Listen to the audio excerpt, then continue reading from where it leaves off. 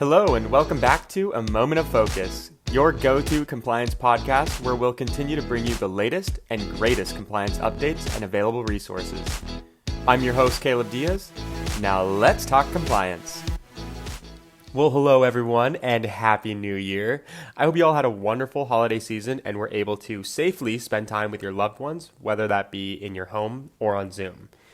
We are back at the beginning of this new year to bring you all some additional compliance guidance and perspective that we think you'll love. So, to start off the new year, we are going to be talking about one of the newest rules that just came out, the marketing rule. And here with me today to give some guidance is Mike Caccese from K&L Gates.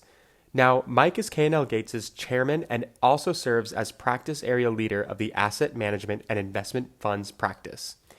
Throughout his career, he's served as a compliance officer for NYSE and NASD broker-dealers, provided regulatory compliance advice for SEC-registered investment advisors and CFTC-registered commodity trading advisors, and has been selected by his peers for inclusion in the best lawyers in America since 2014 in the field of mutual funds law. So, without further ado, Mike, thank you so much for taking the time to sit down with us today and talk about the marketing rule. Thank you. Thank you very much, Caleb. I really appreciate the opportunity to meet you and to be working with Focus One. Well, we appreciate the opportunity too. So thanks again for joining us today. And with that, I'm going to jump right into this new marketing rule. And if you don't mind, I'd love to pick your brain and hear your thoughts and perspective on this rule. So Mike, here we are sitting in 2021 with this brand new marketing rule that just came out that contains more principles-based provisions than the one that it's replacing, which was adopted in 1961. That's 60 years ago. So obviously things have changed. Can you give us your high-level thoughts on what these changes will mean to investment advisors? And for CCOs specifically, whether life as they know it will just become a little bit more easier?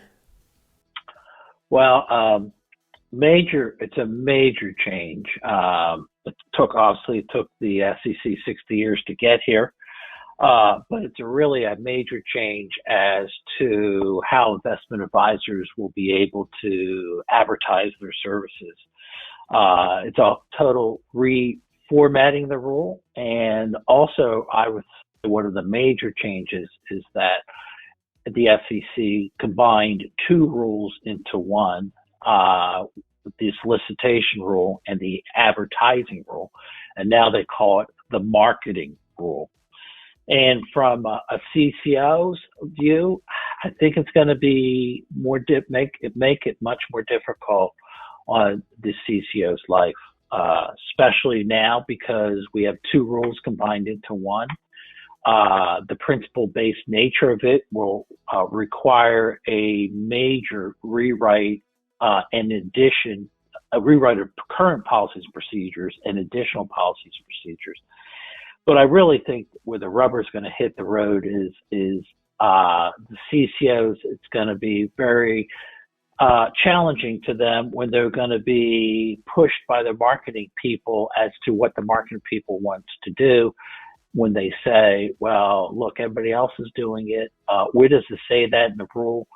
When it doesn't say that in the rule because it's all principle based. So it's going to put a more burden on the compliance officer, but on the positive side, it will help many advisory firms in their marketing efforts and to present their performance and consistently, and also to tell the story in a much more user-friendly, client-friendly role.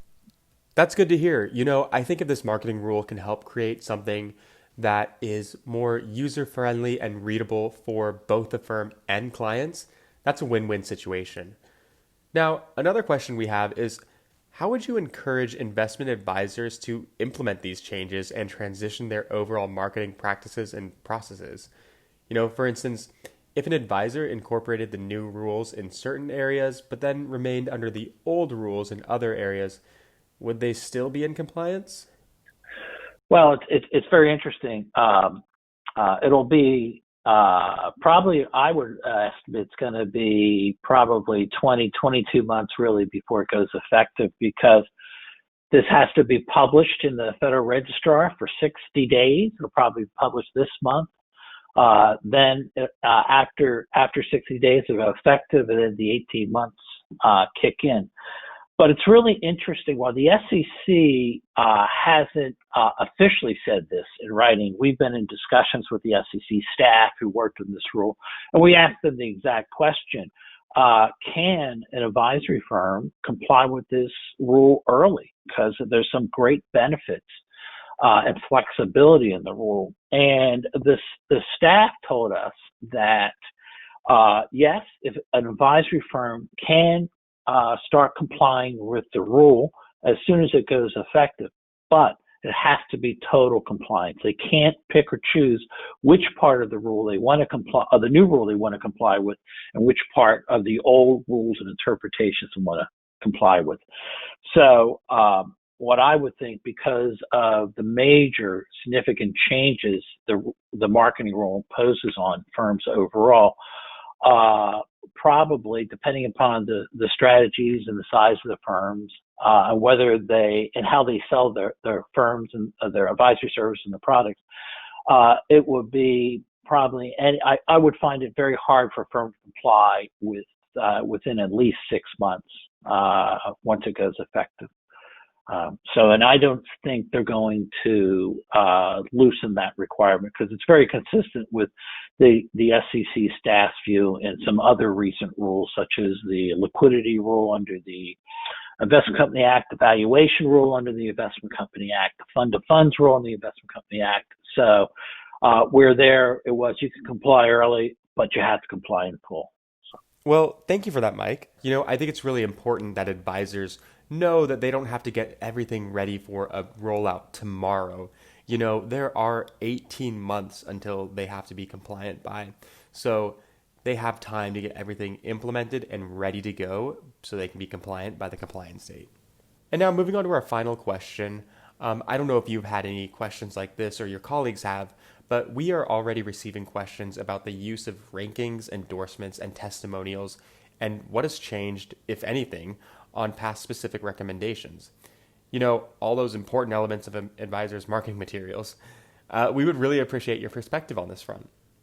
Sure. Well, maybe I'll just start with the past specific recommendation rule, the dreaded rule that all of us spend so much time trying to explain to our marketing people and our portfolio managers why this rule has to be complied with when it makes no sense.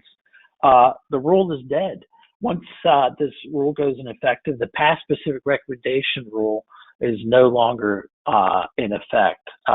Following the principle-based nature of the new marketing rule, it is permissible for a firm to talk about any one or all of their recommendations, whether in the past or whether they're current, but it has to be fair and balanced. And that's the magic words that the SEC placed in the rule. In other words, if you're talking about some of your recommendations or you want to do a case study, it's perfectly okay to do that. But again, it has to be fair and balanced. For example, you may want to talk about some great companies the firm was following and why they selected it and when they decided to dispose of it. Perfectly okay. But now if you're starting to talk about the performance of that and how the firm made a lot of money for their clients, it would have to be fair and balanced, in that you would also have to balance it out. And it doesn't have to be an equal balance, but balance it out that, there are some securities that you didn't make as much money, or the reason for investing didn't follow through. Or you can put a list of all your investments in that strategy to balance that out. Now, the SEC also has said that if you want to comply with the Franklin No Action Letter and the TCW No Action Letter, that's a safe harbor. But they made it clear you don't have to. There's many other ways a firm can comply with the past specific recommendation rule under the new marketing rule. Also, testimonials and endorsements and third-party ratings, major changes there. But I think let's start with third-party ratings. It's perfectly okay for a firm to publish a third-party rating. However, that the rating has to be made by an unaffiliated entity, and it has to be made by an entity that is in the business of rating. And the big burden here is that the investment advisor has to have policies and procedures and make a reasonable determination that the ranking or the rating questionnaire or the standards that were used were not created in such a way that it had a bias to get a positive result. So that poses a burden on the compliance officer. And the SEC specifically said, if you have the questionnaire and if you have the supporting information as to how that questionnaire was determined, you have to keep that within your records. Now, when you get to testimonials and endorsements, the SEC basically put in the marketing rule what they've said in no action letters, that a testimonial is really a support, a word of positive or word of comment from a client or a potential investor in the fund. Because now the marketing rule complies not only to advisory services, but complies to marketing services related to private funds, 3C1 and 3C7 funds. And an endorsement is when those comments are made by somebody who's not a current client or current investor. And there's policy and procedures in place because there's certain disclosures you have to have. Where the difficulty comes in is when there's compensation, direct and indirect compensation paid to the person who's making the testimony or endorsing the services of the advisor or encouraging people to invest in the fund. Because in that situation, that really is the old solicitor rule, whereby if there's compensation to pay to those people, there has to be agreements between the advisor and the individual, the entity.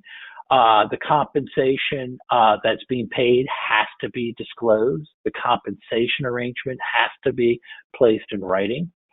And the biggest problem or challenge is that the advisor needs to make sure, have a reasonable basis to determine that if the testimonial or the endorsement is being made or distributed by a third party, or such as a placement agent intermediary, the advisor is responsible for ensuring itself that that third party communication is complying with the marketing rule. That is a big burden. And that'll be done through policies and procedures and probably spot checking. So this is one aspect of the rule that will really cause firms and compliance officers to have a greater burden on monitoring how third parties promote fund products and advisory services. Well, thank you for that honest response. I think our advisors will really appreciate hearing exactly what will be on their shoulders now and what they'll have to do with this new rule. And one last thing, Toby wanted me to make sure that we went on record here with regards to your advertising checklist that you've put out before in the past that we've used, our clients have used, a lot of people have used and loved. Can we expect a new version? And if so, what updates and major changes will we be seeing? Okay. There will be an updated advertising checklist, and we have not updated it for probably around since the proposed rule came out, because we know that would have been a waste of time for us to do that. But we will, once this rule is further digested, we will be updating the advertising checklist to include the new rule, and also we will update it for GIPS 2020 because we have not updated that. And so now we're in 2021. Firms that come in compliance with GIPS will have to comply with GIPS 2020. So we will be updating both of those sections. But I wishfully, I would say you're going to probably have to wait around 2 to 3 months before we do that, because I expect, and in conversation with the staff, there will be numerous FAQs issued by the staff of the advertising rule, because there are several areas of this rule that we need clarification on, including portability, social media. While they've gone tremendously forward and gave us flexibility in social media, disclosures and usage, including hyperlinks for some disclosures. There's still areas where we're going to need some clarification. And as usual, the SE staff, I think, will be very receptive to addressing some of those issues to make sure that people understand the rule and there's consistency and compliance with it. Wonderful. Well, we look forward to hearing any new information that you and K&L Gates put out, because it's always quality and it's always great. Thank you again so much, Mike, for taking the time to sit down with us and talk and really just give our clients something extra special. I know we appreciated it, and I'm sure they'll appreciate it as well. Okay. Thank you very much, Caleb. I appreciate it. And we'll try to keep you informed as this rule gets further developed and as some of the uncertainties will be hopefully answered by the SEC. Well, Mike, thank you again for sitting down with us. We really appreciate it, and we'll be looking forward to any more guidance and perspective you have to offer. And with that, that is all for today's episode of A Moment of Focus. Make sure to like and subscribe to us on YouTube, follow us on LinkedIn, and check out our blog for any of our older podcasts or for our Crystal Clear podcast. And from all of us here at Focus One, have a great weekend and stay compliant.